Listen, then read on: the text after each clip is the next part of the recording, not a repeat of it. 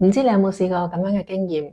你同你嘅曖昧對象或者你嘅心儀對象，每一日都會傾下偈，互動得唔錯，甚至佢曾經試過約過你出嚟，但係唔知點解曖昧咗一段時間之後呢，個關係好似棘住咗咁樣。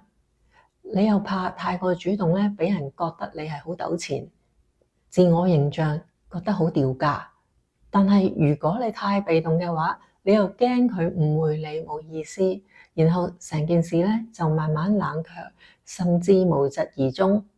曖昧期咧就係咁樣最令人焦慮嘅時候啦。你喜歡佢，中意佢，但係你又怕表錯情，你想接近佢，但係你又怕嚇走佢。如果你都有頭先所講嘅經驗或者係煩惱嘅話咧，今日呢條影片我會教你3個令對方更加喜歡你、中意你嘅好感溝通術。每一招咧都唔會令到你尷尬，唔會令到你出醜，更加唔會令到你睇起上嚟係好廉價。尤其是第3招更加重要，因為第3招可以令到對方嘅潛意識想接近你，想同你更進一步，所以大家要睇到最後啦。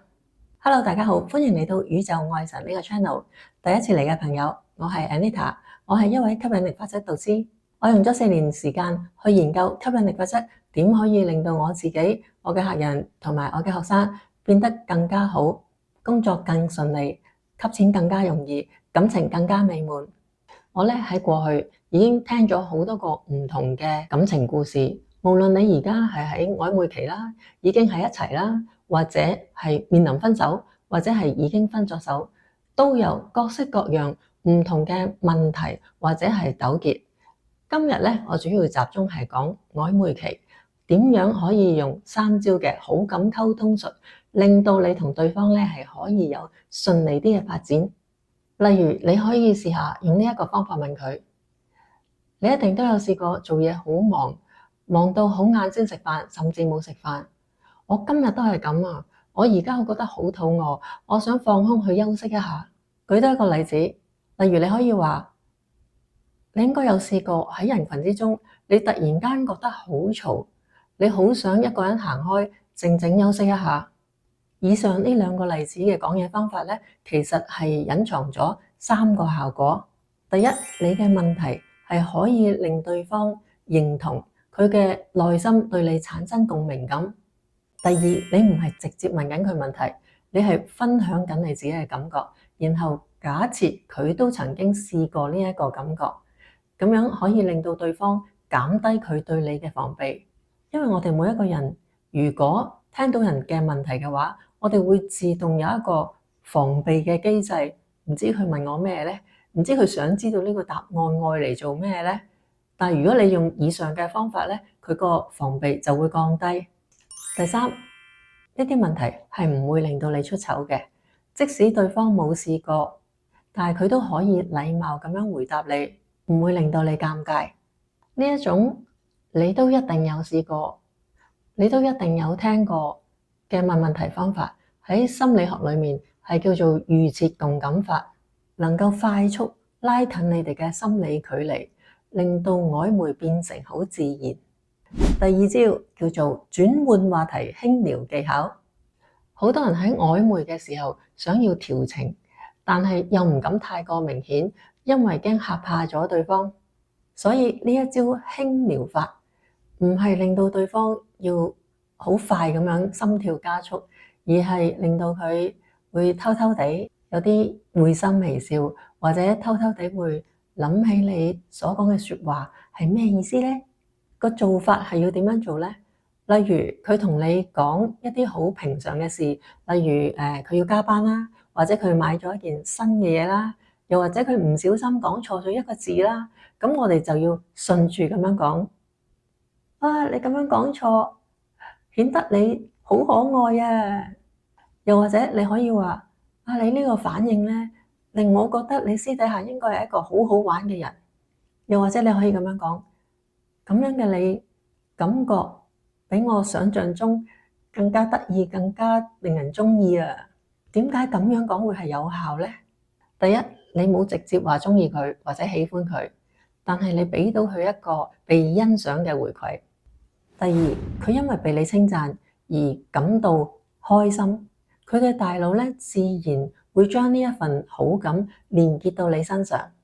第三，呢一種講嘢嘅方法唔會令到你出醜，但係又帶有一啲曖昧嘅味道，令到你更加有魅力。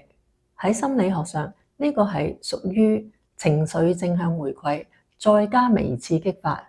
呢個係一種好安全又高明嘅示好方法。第三招係最重要嘅一招，叫做故事植入法。呢一招非常強大，因為佢可以令到對方將你當成未來可以發展嘅對象。你要做嘅係講一段人哋嘅故事，但係實際上係投射緊你對理想伴侶嘅期待。咁樣要點樣做呢？你可以話，我有一個朋友，佢同個女仔曖昧咗好耐，後來個女仔同佢講：我好欣賞你，好有遠見，好成熟，而且你唔會控制人。我諗有呢啲特質嘅男仔都幾好啊，同佢相處應該會幾理想嘅。你亦都可以試下咁樣講，你話我有一個女仔朋友，佢咧中意嗰啲男仔咧，有時候係有少少白痴。有時候又係一個暖男，其實咧我會覺得你都有呢啲特質嘅。咁以上呢兩種講法咧，佢嘅魔力係喺邊度咧？第一，你唔係直接同佢講話你想同佢進一步，而係你用第三者嘅故事去表達，話俾佢聽你嘅喜好。第二，對方係會不知不覺套用自己嘅角色喺呢啲故事裏邊，佢會想像你講緊嘅就係佢。第三，潛意識嘅代入感激發咗好奇同埋親近感，而唔會令到你出醜。呢一招就好似種下咗種子或者係新苗，令到佢會反覆諗你講嘅嘢，亦都係最多戀愛教練喺曖昧期推薦使用嘅溝通技巧之一。我哋要知道，曖昧成唔成功唔係靠運氣，而係靠識得講嘢嘅技巧同埋講嘢嘅溫度。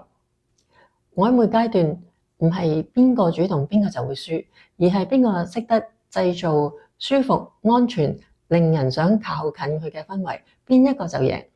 鍾意一個人唔係一定要靠表白或者去試探，其實只要你識得製造好感，同埋你識得講嘢咧，咁對方就會對你好感大增，你嘅曖昧成功率亦都會增加。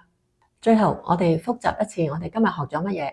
第一就係情緒共鳴法，即係話你都應該試過，你可能曾經亦都聽過，用呢一種方法去問佢問題。